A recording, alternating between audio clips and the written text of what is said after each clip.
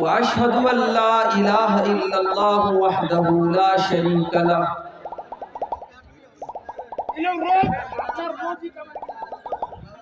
व अशहदु अन्ना मुहम्मदन अब्दुहु व रसूलुहु या अय्युहल्लज़ीना आमनुत्तक़ुल्लाहा हक़्क़ तुक़ातिही व ला तमूतुन्ना इल्ला व अंतुम मुस्लिमून।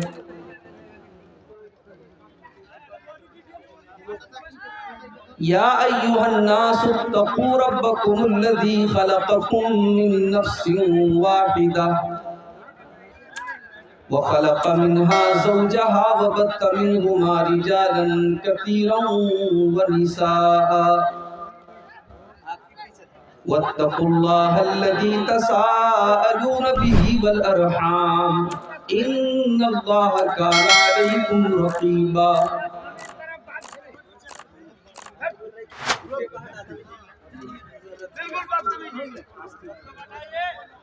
या अय्युहल्लज़ीना आमनुत्तक़ुल्लाहा वक़ूलू क़ौलन सदीदा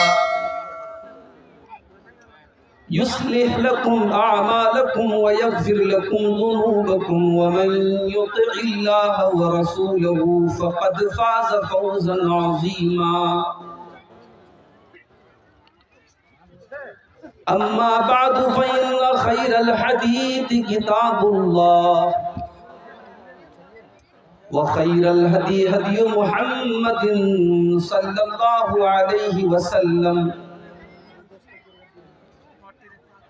व शर्रल उमूरि मुहदसातुहा व कुल्लु मुहदसतिन बिदअह व कुल्लु बिदअतिन ज़लालह व कुल्लु ज़लालतिन फिन्नार।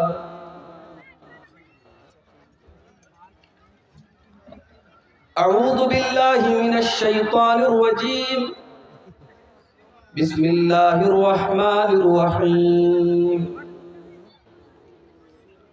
अल्हाकुमुत तकासुर हत्ता ज़ुरतुमुल मक़ाबिर कल्ला सौफ़ तअलमून सुम्मा कल्ला सौफ़ तअलमून कल्ला लौ तअलमून इल्मल यक़ीन लतरवुन्नल जहीम सुम्मा लतरवुन्नहा ऐनल यक़ीन सुम्मा लतुस्अलुन्न यौमइज़िन अनिन नईम।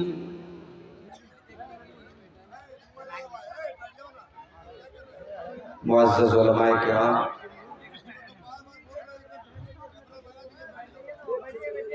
मोहतरम बुजुर्गों, नौजवान साथियों, पर्दा नशीन माँ और बहनों, प्यारे बच्चों,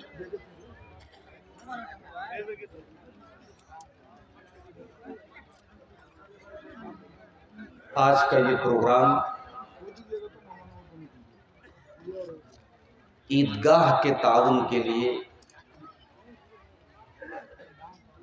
मुनक़िद किया गया है। मुझे ये भी हुक्म दिया गया है कि मैं आपसे चंदे की भी अपील करूं। मैं समझता हूं कि आपको ये बताने की ज़रूरत नहीं है कि आपके इलाके में ये जो चंद जलसे होते हैं आमतौर से चंदे ही के लिए, कहीं मदरसे का चंदा है, कहीं मस्जिद का है, कहीं कब्रिस्तान का है, कहीं ईदगाह का है। और आप जब जलसे में आते हैं तो ये सोच लेकर के आते हैं कि मुझे जलसे में चंदा देना,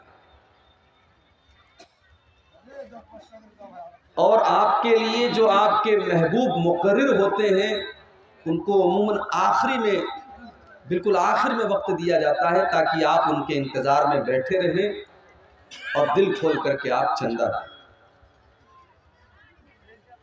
जाहिर है ये सारी बातें आपको पहले से पता है,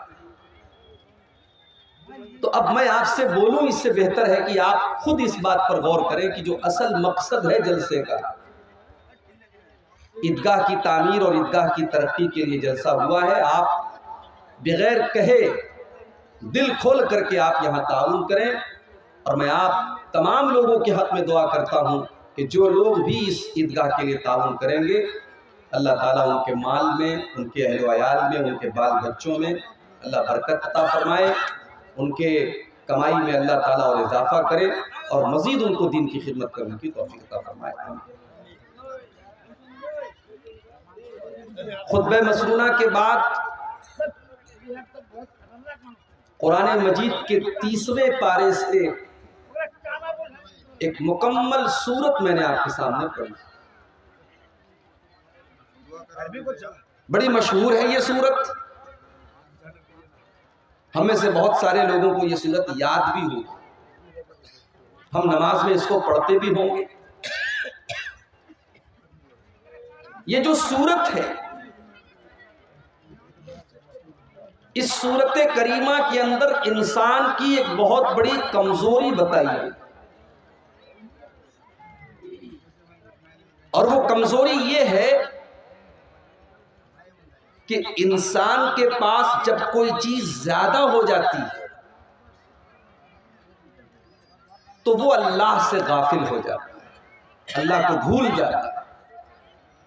पैसा ज्यादा हो गया तब भी भूल जाता है, ताकत ज्यादा मिल गई तब भी भूल जाता है,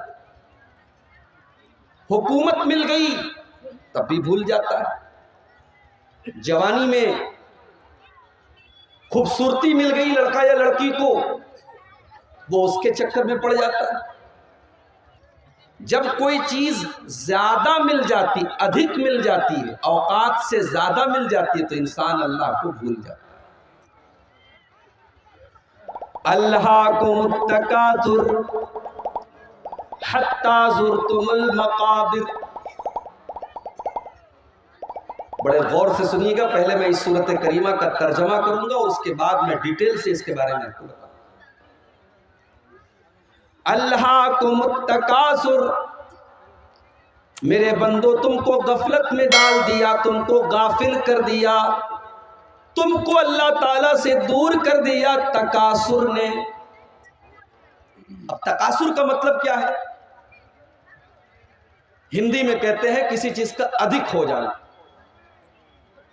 इंग्लिश में कहते हैं एक्सेस हो जाना, उर्दू में कहते हैं जरूरत से जायद हो जाना, और बांग्ला में शायद अधिक को अधिक बोल देते हो,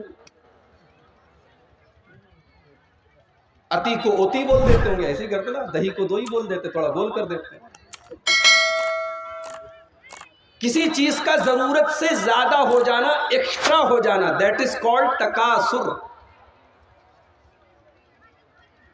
अब यहां पर आप रुक जाइए और कुरान की एक और आयत में आपको याद दिलाता हूं जो सूरह हदीद के अंदर है। उसमें अल्लाह ताला ने एक आयत के अंदर पूरी इंसान के जीवन की यात्रा का जिक्र किया है, बचपन से लेकर बुढ़ापे तक इंसान के जीवन में, इंसान की जिंदगी में कौन कौन सा दौर आता है, अल्लाह ने वो सारे दौर उस आयत के अंदर जिक्र कर दिया।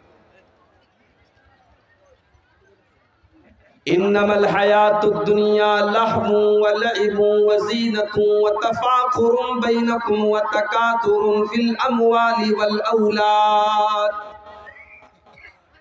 ये दुनिया की जिंदगी क्या है? फरमाया इन्नमल हयातुद दुनिया लइबुन व लहवुन, ये तो खेल है।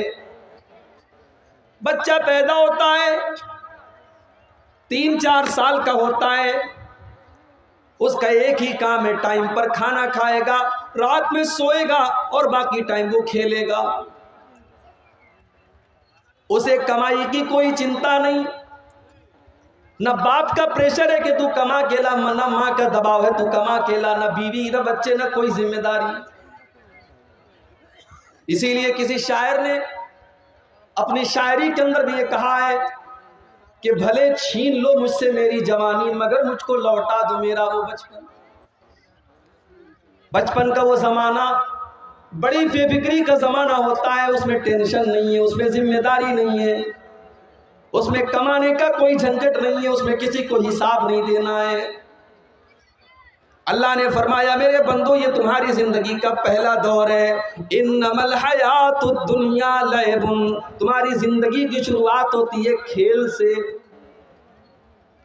उसके बाद फरमाया वलहुन, फिर दूसरा ज़माना शुरू होता है। तुम 12 साल के 15 साल के हो जाते हो, अब तुम्हें तमाशा पसंद आने लगता है, तुम्हें नाच गाना अच्छा लगने लगता है, तुम्हें तस्वीरें देखना अच्छा लगने लगता है, तुम्हारी ज़िंदगी में अब तमाशा आने लगता है, लहव आने लगता है।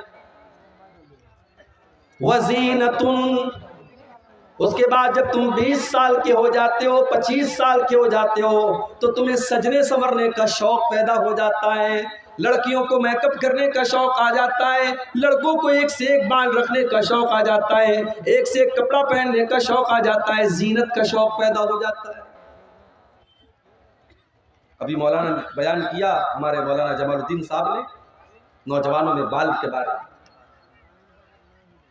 अब ये सब तकरीरों में बस बयान होता है, वरना हेयर स्टाइल तो ऐसी ऐसी है माशाअल्लाह कि मत पूछिए। हमारे नौजवान तो ऐसे ऐसे बाल रखते हैं कि कभी कभी तो डाउट होने लगता है कि ये आ रहा है कि आ रही है। ऐसे ऐसे बाल रखे जा रहे। आजकल एक नया दौर चला है हाथों में टैटू बनवाने का, गर्दन पे टैटू बनवाने का। फैशन के नाम पर कुछ भी करने के लिए तैयार है हमारा नौजवान, चाहे वो लड़का हो चाहे वो लड़का। मेरे प्यारे साथियों, इस्लाम आपको फैशन से मना नहीं करता। जाओ बड़े खुले अल्फाज में कहता हूं, इस्लाम आपको फैशन से मना नहीं करता। आप एक से एक कपड़ा पहनो, इस्लाम कोई मनाही नहीं करता। खूबसूरत से खूबसूरत बाल रखो, इस्लाम मना नहीं करता। हाँ, शरीयत की लिमिट के अंदर रह करके आपको रखना है। लड़कियां वो कपड़ा पहने जो उनके पूरे बदन